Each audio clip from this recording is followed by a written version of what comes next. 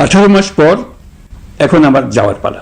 আমি আজ আমার কাজ হতে ডক্টর ইউনূস দেশকে কি দিলেন, কি নিলেন? মোহাম্মদ ইউনূস, একসময় যার নাম উচ্চারিত হতো গর্ব আর আশার প্রতীক হিসেবে, গণ অভ্যুত্থানের উত্তাল প্রেক্ষাপটে জাতি তাকে বরণ করেছিল শান্তির দূত, পরিবর্তনের স্থপতি হিসেবে।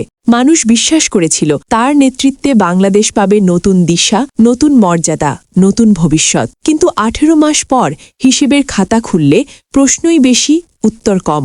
অর্থনীতিতে প্রতিশ্রুতি ছিল গতি, বাস্তবে এসেছে স্থবিরতা, এমনটাই বলছেন সমালোচকেরা। কর্মসংস্থান, বিনিয়োগ, শিল্প খাত, নানা ক্ষেত্রে অনিশ্চয়তা তৈরি হয়েছে। শিক্ষাঙ্গনে অস্থিরতা, গণমাধ্যমে চাপ, কূটনীতিতে বিতর্ক, সব মিলিয়ে এক জটিল সময় পার করেছে দেশ।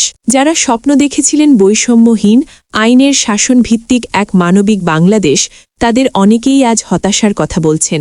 আবার অন্যদিকে ইউনূসের ঘনিষ্ঠ মহল বলছে, পরিবর্তনের পথে বাধা ছিল প্রবল, পুরনো ব্যবস্থার প্রতিরোধ ছিল শক্তিশালী। আন্তর্জাতিক অঙ্গনে তার সক্রিয় উপস্থিতি ও 3-0 দর্শনের প্রচারকে তারা ভবিষ্যৎ বিনিয়োগের ভিত্তি হিসেবে দেখছেন। তবে বিতর্কের কেন্দ্রবিন্দুতে রয়ে গেছে একটি প্রশ্ন: রাষ্ট্র পরিচালনার 18 মাসে দেশের মানুষের জীবনে কতটা বাস্তব পরিবর্তন এসেছে? আর একই সময় গ্রামীণ সংশ্লিষ্ট বিভিন্ন প্রতিষ্ঠানের অনুমোদন, কর অব্যাহতি ও নীতিগত সিদ্ধান্ত কি স্বচ্ছতার নতুন প্রশ্ন তৈরি করেছে? 17 ফেব্রুয়ারি নতুন সরকারের শপথের মধ্যে দিয়ে এক অধ্যায়ের সমাপ্তি হয়েছে, কিন্তু ইতিহাসের আদালতে রায় এখনও বাকি। ডক্টর ইউনূস দেশকে কি দিলেন, কি নিলেন, সেই চূড়ান্ত উত্তর দেবে সময়, দেবে জনগণ।